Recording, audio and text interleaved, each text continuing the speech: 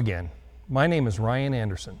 I am an ATP and a CFI for airplane, instrument, and multi-engine aircraft.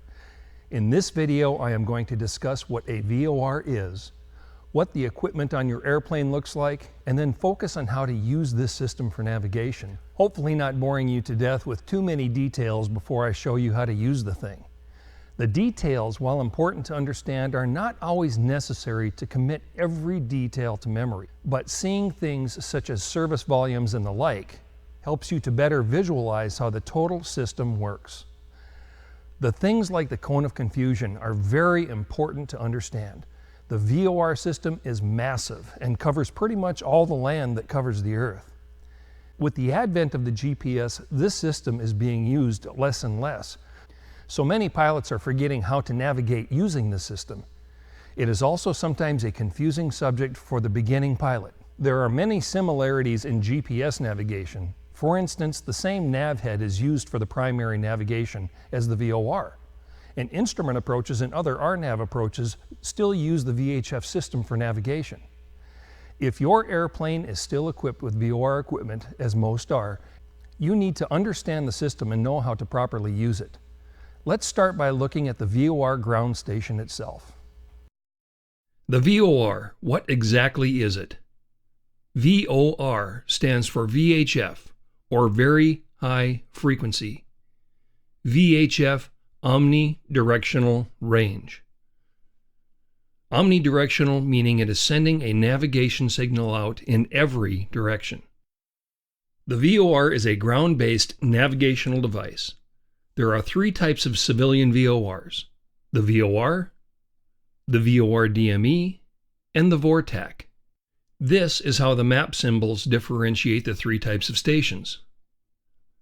The TACAN, or Tactical Air Navigation, is for military use only.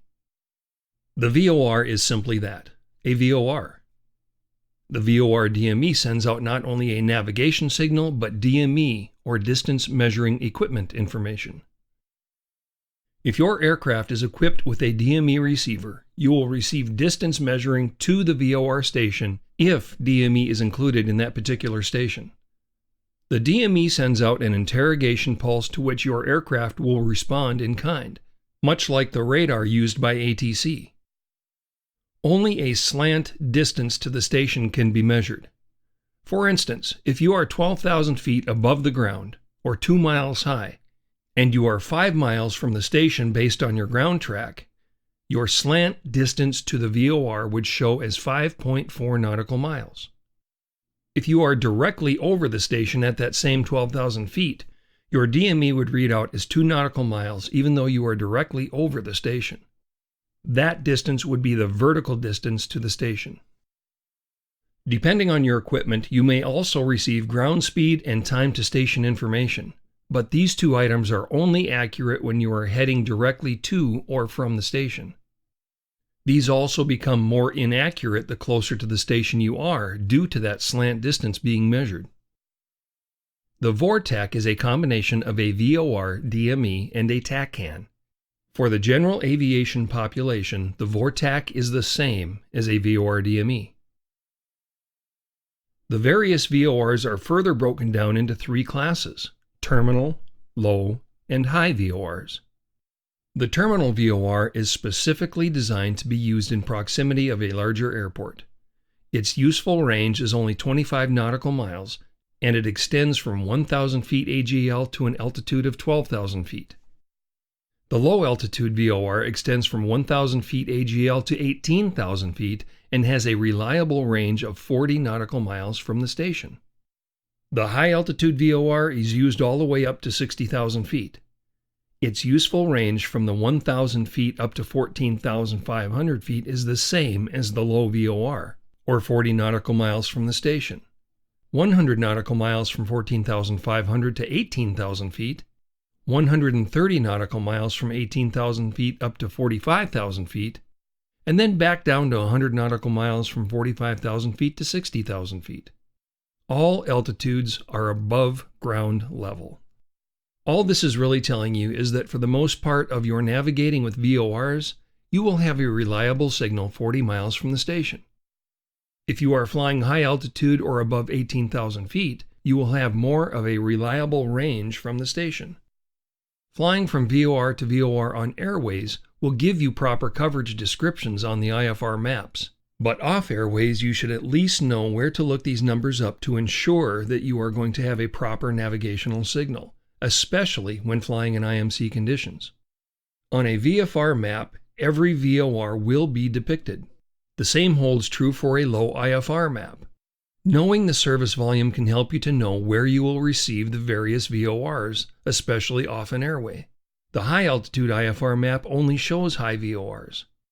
Another place to find out what class of VOR you are using is to look at the airport facility directory under the heading of Radio Aids to Navigation. The other important aspect to keep in mind is the cone of confusion. This is an area that extends upward from the VOR with a radius that increases with your altitude. When entering this cone of confusion, you must remember that navigation becomes unreliable.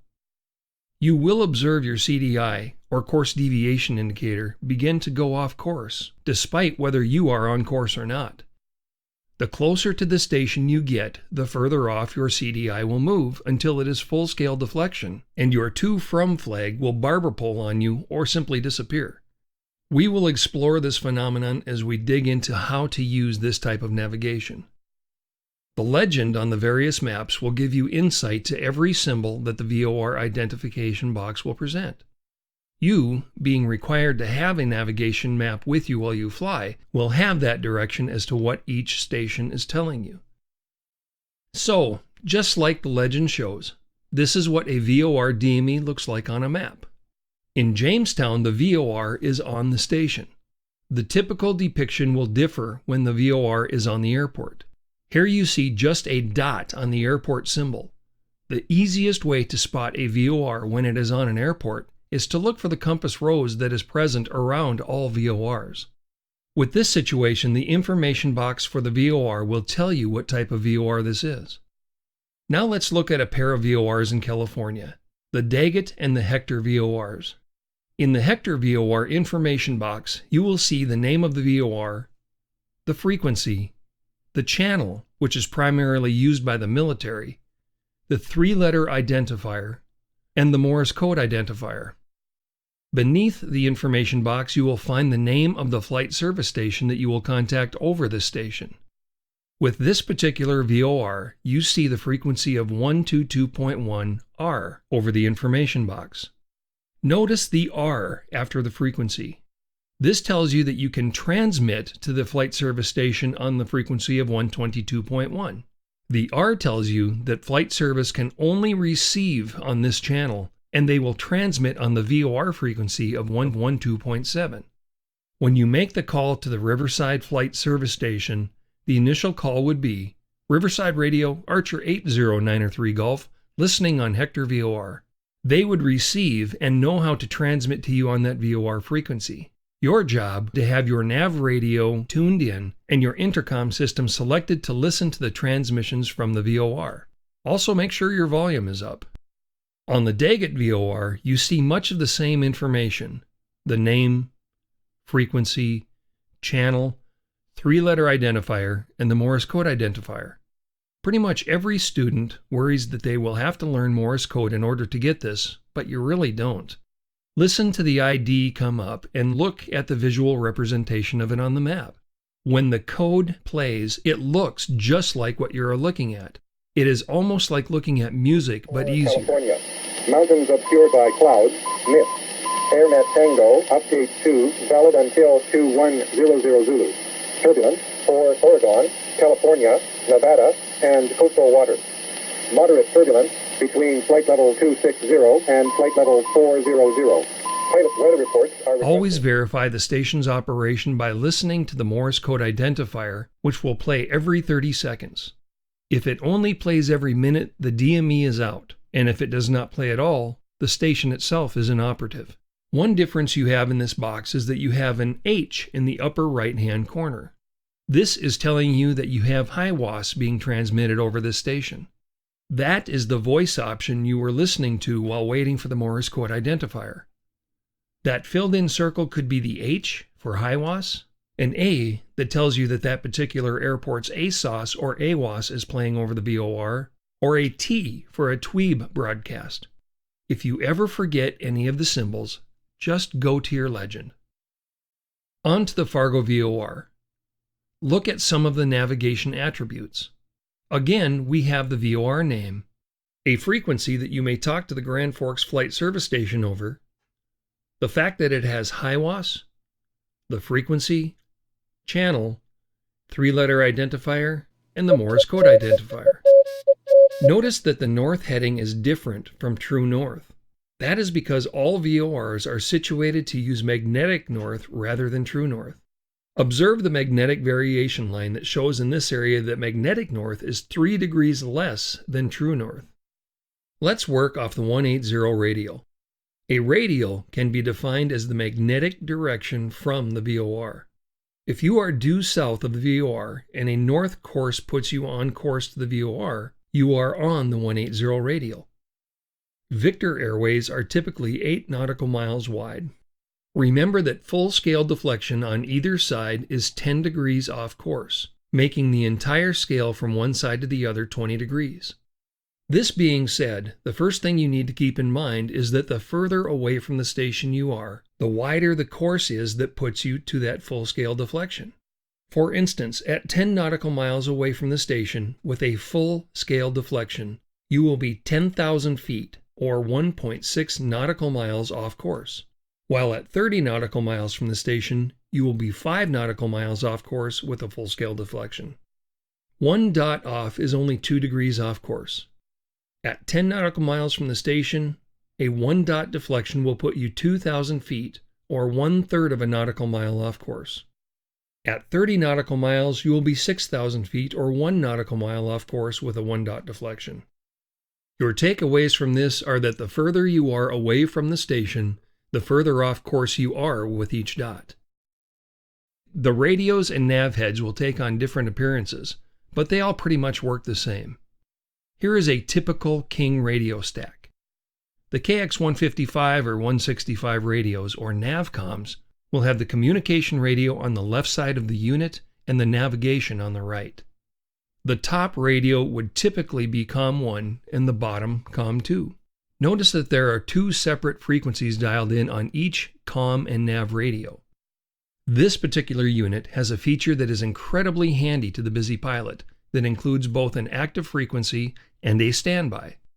The active frequency is the one that you are currently using, and the standby is just waiting in the wings for you to hit what we call the flip-flop button to switch the frequencies back and forth.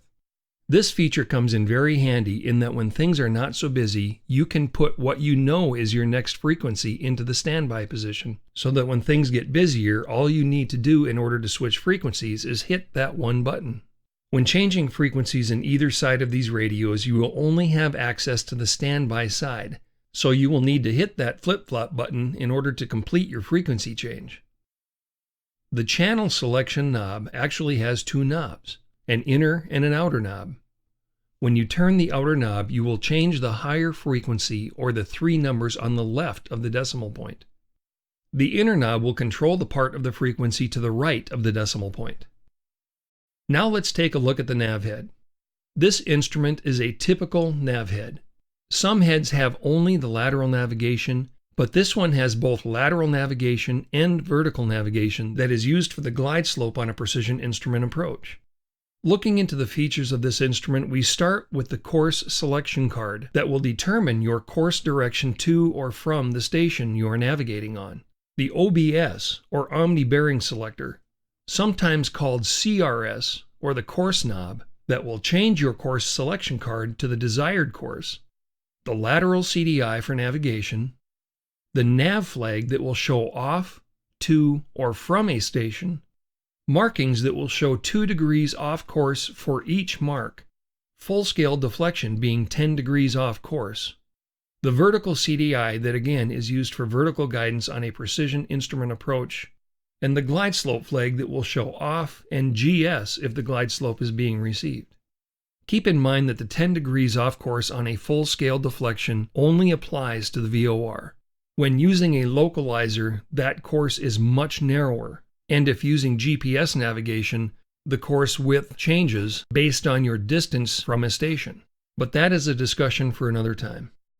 Now let's dive into how to use the VOR for navigation. First of all, you need to realize that the direction the aircraft is facing has nothing to do with your CDI position. For now, let's just focus on the nav head that will be found in most airplanes, especially training airplanes. For illustrating how this works, I am using an app on my iPad that works well for training. On the nav heads, notice that the OBS knobs read VOR1 and VOR2. You will not see this in an airplane. Rather, you will typically see those knobs reading OBS for Omni Bearing Selector, or sometimes CRS for course. The operation of the nav head is solely about the position of the aircraft in relation to the VOR. The radial you are on is your magnetic direction from the station, regardless of heading. For instance, if you were positioned on the 240 degree radial of a VOR, you would need to fly a course of 060 degrees to get to the station. What that looks like is this. Regardless of your current heading, you would simply turn your OBS on the nav head that is tuned into the desired VOR until you get a 2 flag and your CDI is centered. The course you read then at the top of the nav head is the course that you will need to fly to get to the VOR. At this point, turn your airplane to that heading. The turn will probably cause you to move off that particular radial you are on, so you would simply recenter the CDI by turning the OBS and fly to the new heading. Piece of cake, right? Unfortunately, it is rarely this simple, although the concept remains the same. Let's add in some wind into our scenario. Wind is a fact of life in the air, and it is rare that you will not have any corrections for the wind. This is going to look much like when you worked on your ground reference maneuvers. It is all about ground track and not so much about pointing the airplane directly to the station.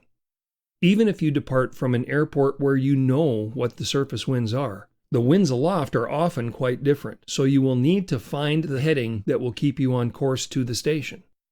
In our simulator, I have plugged in a wind from 360 degrees at 40 knots. Using the same scenario we did without the wind, let's see what that looks like. You will still turn your OBS until you get your 2 flag and the CDI is centered. Once again, turn to the heading you need, readjust your OBS so your CDI is centered again, and watch what happens. On the easterly course on heading, the airplane is pointed directly to the station without any wind correction. In this case, you will find the wind pushing you and drifting off course to the right. Your CDI will begin moving to the left. To stay on course, you will need to fly to the needle. With the CDI off to the left, you need to turn left to bring it back to the center of the scale. Do not be that person who reaches up and readjusts the OBS again to recenter the needle. You will find yourself making many adjustments before you reach the station. This method is called homing. If you need to be on a specific radial as you would on a Victor Airway, this simply does not work, and it is very unprofessional. Heading, mostly maintaining a specific heading, is probably the most important thing you can do here. When you maintain your heading, you will be able to determine whether or not that heading is going to keep you on course. If you let your heading wander, you will not be able to determine what heading to fly to get on course and to keep you on course. You will quickly find yourself doing S-turns on your desired radial. If you have a heading bug, use it. It helps.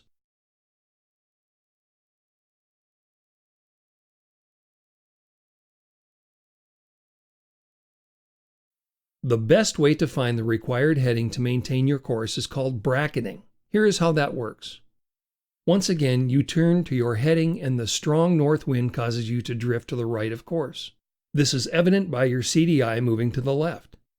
Say you are wanting to stay on that 240 radial and your initial heading is 060 degrees. Your correction would be to turn left maybe 10 degrees to a new heading of 050.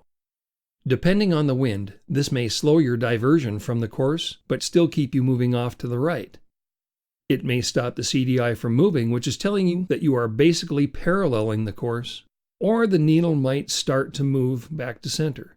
If the CDI keeps moving off to the left, you may need to turn another 10 degrees to the left or to a heading of 040 degrees.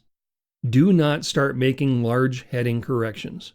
If you do, it will be difficult to find that heading required to maintain course. Just make changes in 10-degree increments. If your CDI is moving quickly off center, you may need to make those corrections more quickly, but do yourself a favor and do not start making 30 and 40-degree corrections right away. Too often I see someone new to this go straight to a 90-degree correction and quickly find themselves way off course the other way. This is a scenario that will take you right through your desired course.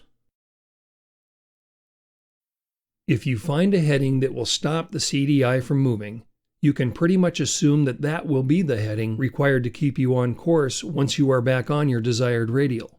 At this point, you will want to turn another 5 or 10 degrees towards the CDI. Bring it back into center, and then turn back to that heading that you found that kept the needle from moving. If you turn to a heading where the needle starts coming back in, realize that you will need to find a heading somewhere in between the heading that took you off course and the heading that is getting you back on course. Once again, the better you can maintain heading, the faster and more accurate this process will be. Once you find the correct heading to maintain your course, all you have to worry about is changes in the wind in order to make appropriate corrections to keep your CDI centered until you reach your station. Now let's talk a little bit more about the cone of confusion. Remember that area directly above the station in a cone shape will cause your CDI to begin wandering. This is another area where maintaining your heading is very important. The key here is to know where you are. Somewhere in your pre-flight planning, you should have determined some idea of what time you are going to cross the station. This may have been determined by your dead reckoning, or maybe you have a DME on board. This is where even a portable GPS or a VFR GPS can come in very handy. You are not allowed to use GPS for primary navigation, including the DME on that GPS for IFR flight unless it is certified for IFR flight. But there is nothing at all wrong for using it as a reference while you are using the VOR for navigation. Anyhow, once you see that CDI begin to wander and you figure you are getting close to the station, as long as you still have the same heading, maintain that heading and let that CDI go. It will go full-scale deflection one way or another. Eventually, your to flag will barber pole or show nav or nothing. Then your to flag switches to a from flag. You now have positive station passage. Once this happens, your CDI will slowly come back into the center position, and you can resume your VOR navigation. So story time. I had a student that refused to reconcile these things in his head. If he got off course, he would always turn his OBS to recenter the CDI rather than make a heading change. In doing so, he would lose his situational awareness and find himself lost and off course. One day in particular, we were working on his instrument rating.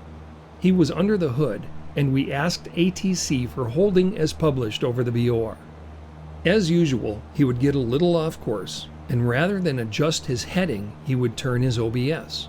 About that time, being the cruel instructor that I am, I would throw another wrench into the works and start asking him questions like, how are you going to enter the holding pattern? I usually timed this just prior to getting into the cone of confusion. He would look down at his approach plate, usually fixating on it to show me, and when he looked up he would see the CDI rapidly moving off scale. True to form, he would reach up to the OBS and turn it trying to get the CDI to center again. But being in the cone of confusion, this did not work. He would spin the OBS sometimes all the way around to no avail, give up, and start fixating on his charts to try and figure out where he was, not even considering the cone of confusion. On this particular day, we ended up 5 miles past the VOR, with ATC stating, "I thought you were going into holding." I keyed up the mic and said, "Standby 1." ATC figured out quickly what was going on and let us proceed, and my student did not even catch on to what was happening even after that transmission. I finally had to help him come back at it. Your takeaway from this story? Fly determined radials and headings, know where you are located and how you are situated, and understand the cone of confusion. Now let's put what we have learned into practical use by flying an IFR cross-country from Fargo to Bismarck on Victor 2. Don't let the IFR part of that statement scare you. A VFR flight would look the same. I simply wanted to focus on the instruments, as flying to the VORs is an instrument procedure. On this cross-country, we will need to use 3 VORs, flying from one to another. We will fly direct to the Fargo VOR, then outbound on Victor 2 to Bismarck, where we will then track the Bismarck VOR outbound to the Bismarck Airport. As part of our pre-flight, we can set our radios up for ATIS, Fargo Ground, Fargo Tower, and Fargo Departure. In the nav radios, we will put the Fargo VOR in the active side of each nav, and the Jamestown VOR in the standby side. On our nav heads, we can put the anticipated 2 course into nav 1, 180, and in the number 2 nav head, the outbound course from the Fargo VOR, which is 270. This will help us to get ahead of the game, so we can mostly concentrate on flying the airplane rather than messing around with the radios at the beginning of the flight. The wind is out of the north, so we will be departing on runway 36. On a left turnout, we will be given direct to the Fargo VOR.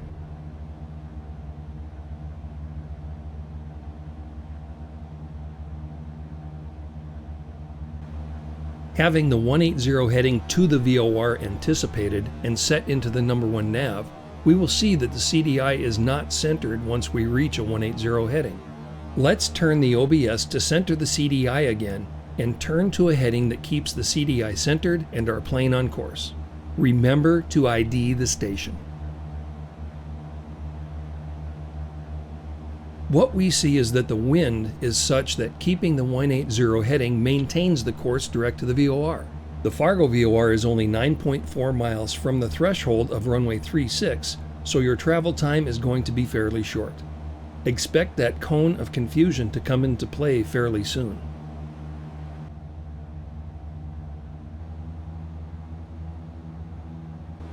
Once you reach the VOR, your turn to intercept Victor 2 is going to be right around 90 degrees.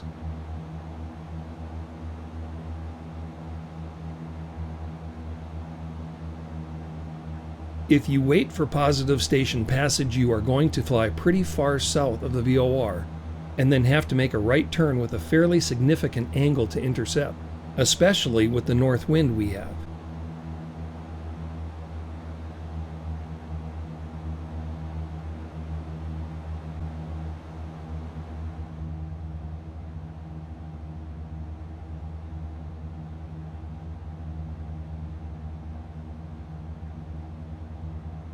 There will be many corrections to make your interception and then find the heading required to stay on course, so let's not do that. Let's back up and hit this VOR again. It is far better to know when you are close to the VOR. When you see your CDI begin to wander at the beginning of the cone of confusion, you can immediately begin your right turn. With a little guesswork and some luck, you will intercept Victor 2 very close to the radial, if not right on it. Knowing that the wind is strong and out of the north, you should make an educated guess as to what heading to take. I would anticipate 10 to 15 degrees right to begin with, so your turn to maintain a 270 course would be a 285 heading initially. Make any small adjustments needed to maintain your center line, note your heading, and stay on it.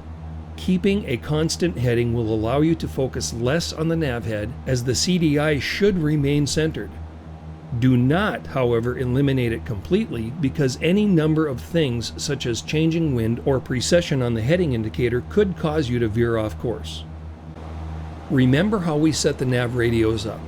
Both radios tuned into the Fargo VOR, nav 1 being used as the to nav. It was set to 180 and then adjusted for the direct shot to the VOR. The number 2 nav is your from nav. Victor 2 requires you to maintain your outbound course on the 270 degree radial, so we will keep the 270 setting on the OBS and fly the airplane to the CDI. Simply put the radial course, in this case 093, in the bottom of the nav head, and you will automatically have 273 degrees in the top where you need it. Maintaining that radial means you no longer can change the OBS. Once you have flown out of the cone of confusion, you can make that determination as to the heading you will need to maintain in order to stay on the 270-degree radial. Once you are stabilized at 6,000 feet and your heading is determined, you will have a little bit of a break to set up for your next order of business, flying to the Jamestown VOR. Hit your flip-flop switch to swap out the VOR frequencies. Setting both of your first two VORs on the ground helped you here to save time so that you can stay more focused on flying the airplane. Notice that Victor 2 from the Jamestown VOR is on the 093 radial, while from the Fargo VOR is the 270. This has to do with the magnetic variation we talked about earlier, which is more east in the Jamestown area than it is in the Fargo area.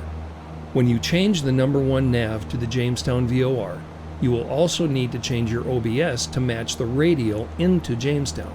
To make this calculation easy, simply put the radial course, in this case 093, in the bottom of the nav head, and you will automatically have 273 degrees in the top where you need it. The changeover point is midway between Fargo and Jamestown. If you have no DME to measure that, have no fear. You will know when the Jamestown VOR has an adequate signal to provide you with navigation, as well as the Fargo VOR from that station. Remember to ID the station. While you are bored flying your perfect heading, you can take some time to set up the next leg of your flight. In Nav 1, you can change your standby frequency to the Bismarck VOR, which is 116.5. Take note here that even though our number 2 CDI is centered, showing us right on the Victor 2 airway leaving the Fargo VOR, the number 1 CDI is over to the left a bit, despite the fact that we have the correct radial selected to the Jamestown VOR.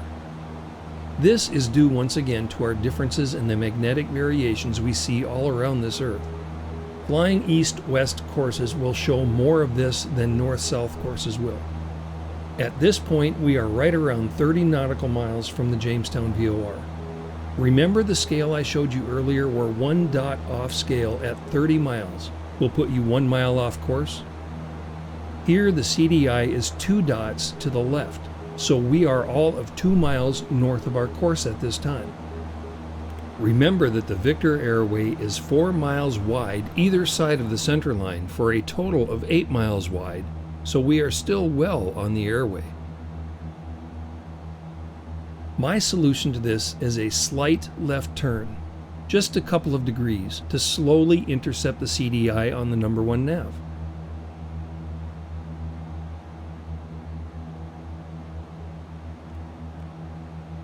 When you begin to navigate to the Jamestown VOR and not from the Fargo VOR, you can set up your Nav 2 radio. Victor 2 leaves the Jamestown VOR on the 260 radial, so turn your number 2 OBS to 260. Remember, you are always setting your OBS to the course you are wanting to follow, whether it is to or from a station. In this case, you are going to be leaving the Jamestown VOR from the station on a course of 260.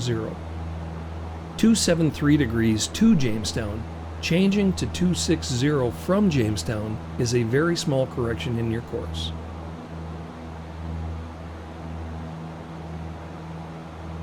This being said, when you enter into the cone of confusion of the Jamestown VOR, maintain your heading until you are well into the cone of confusion.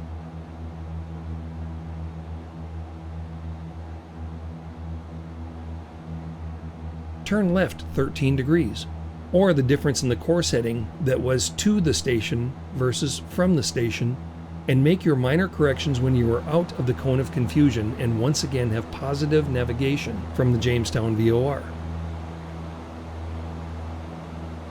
While you have a smaller workload flying straight and level, and hopefully on course, switch your nav standby frequencies to the Bismarck VOR, which is 116.5. Your number 1 nav can have 116.5 placed in the active slot, and your number 1 OBS turned to 250, as the Victor 2 radial from Bismarck VOR is 070.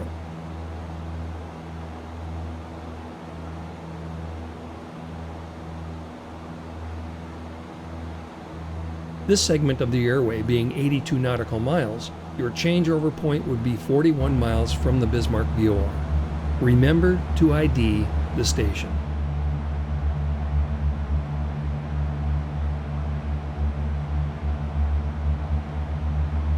Assuming that you are VMC when you reach Bismarck and are just using the VOR for a reference to find the airport, once you have positive station passage, turn right to a heading of 270 and the airport will be right in front of you.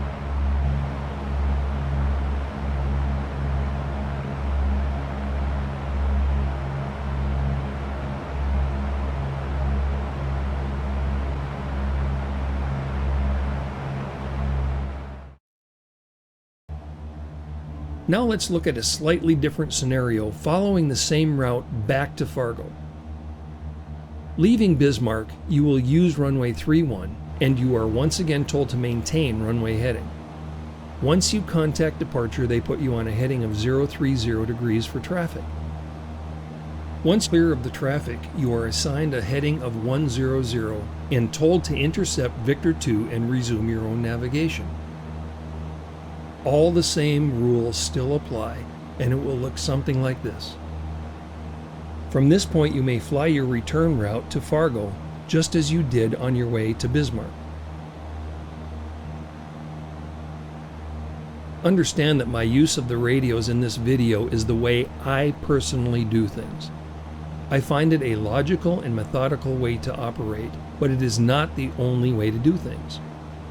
Feel free to change things up a bit, but I think you will find that my methods are systematic and will help you to stay ahead of the airplane. I always use the long, boring parts of a flight to get ahead of everything, so that when things get busy, I can better concentrate on flying the airplane and not be so bogged down finding the next frequency, course, IDing the station, and such.